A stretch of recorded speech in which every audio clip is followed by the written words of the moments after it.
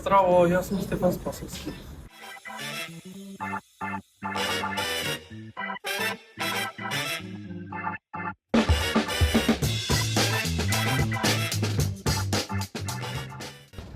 За ќумурот, смоквата и млечот се крие и ќумур, смоква и млеч, насловот на мојата стихозбирка.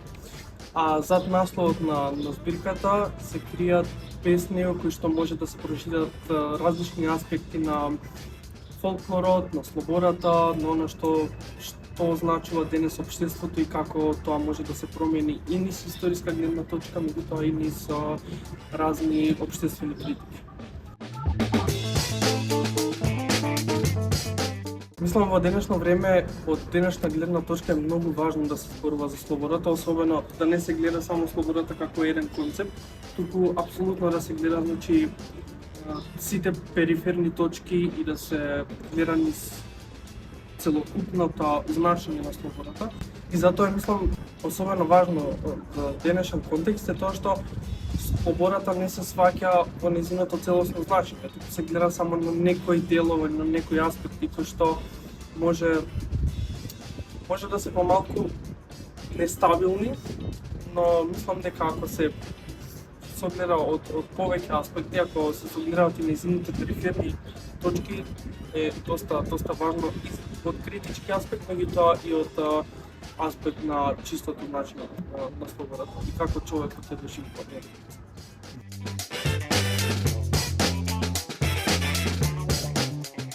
Вака за мене е доста важно и устната книжевност, односно фолклорот, кој што е претопен во оваа збирка.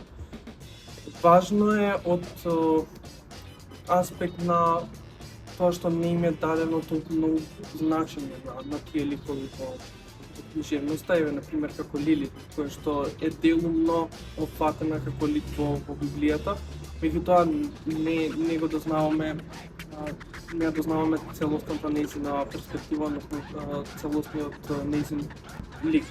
И сега, јас не се обидов да дарам некој ново гледање на Лилит, туку баш како што е таа опишана во Библијата и како што се дадени некои нејзини основни точки и како што е опишана, баш и јас така опишувам. Меѓутоа е доста важно, еве во денешен контекст, да се опишуваат тие ликови, да им се дава значење, да се ставаат во фокусот.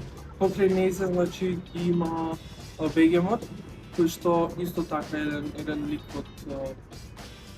од книжевноста, самовилите кои што еве повторно се навраќаме на фолклорот, на неговите елементи и секако има тука некои духови, некои призраци што им се дадени дел од песните, односно им се посветени нив.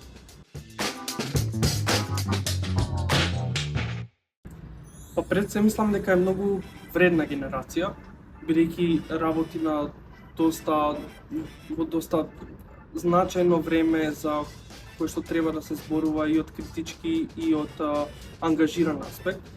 И доста е бунтов. И сега таа бунтовност може да се свати на различни начини, меѓутоа за ваков контекст во кој што живееме, бидејќи да речеме од 2020 некаде до сега, има доста променето светот на еден друг начин, односно доаѓа еден друг брак.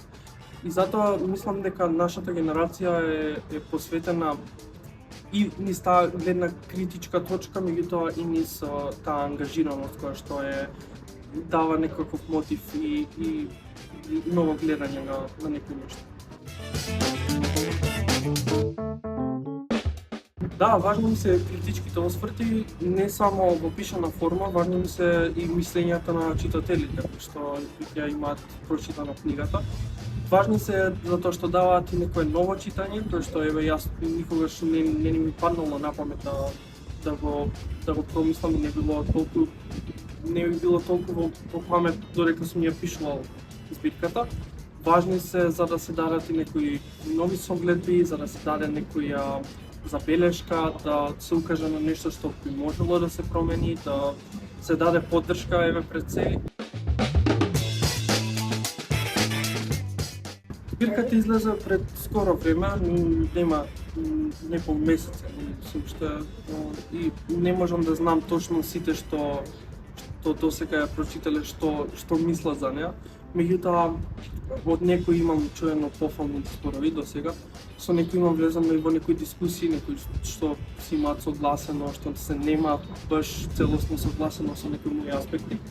Меѓутоа и пред да се објави збирката, песните беа објавени на некои сајтови, на некои платформи, во некои списанија, беа читани на повеќе фестивали, на поетски читања и оттаму исто слушал некои зборови, убави зборови сум слушал и некои аспекти кои што сме ги дискутирале со учителите.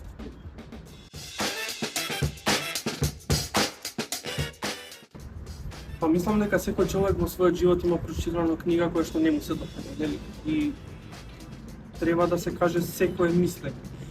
Крај нас се позастапени позитивните критики отколку негативните, тоа е факт. И доста ретко, многу ретко, барем јас не сум сретнал во последно време негативна критика, меѓутоа е важно. Е важно за да се даде, нели, мислење, имаме слободен одговор, така што важно е и од тој аспект, меѓутоа е важно да се даде и некоја препорака како би можело да биде нешто, како би можело понатаму да се пишува и твори. Затоа исто колку што се важни позитивните критики, толку се важни и негативните критики. Сепак мислам дека треба да се има рамка, да се има граница до каде сето тоа може да оди да се пишува. Меѓутоа апсолутно дека се важни негативни. Може би дури повеќе од позитивните. Какво е прашање ми што вклучи? Читање поезија и проза, пишување поезија. Па моментално градам некој концепт што би можел понатаму да пишувам. Имам некои пишуванки, меѓутоа се уште немам ништо, не сум нашол ништо ново.